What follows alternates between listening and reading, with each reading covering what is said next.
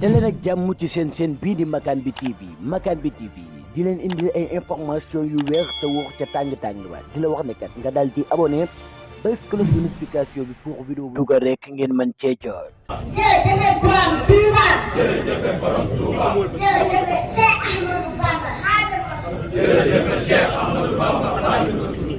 Massa ba yàlla da Muhammad da koo doon ko xarit ba Ahmad ak taawa am na suuf am na xaar moo gën a kawe maam Ibrahima mooy Zaynu Faam Clédor mooy fexe ba nga teg Asim yaa xalifal al ardi maa la bëgg a liggéeyal ci bépp ardi donte dana rampan li tam bu la neexee ma am kàttan da lay liggéeyal ba ñu xam ci kan Muhammadu mee demoo di mi tey liggéey la nga dem dale demoo di mi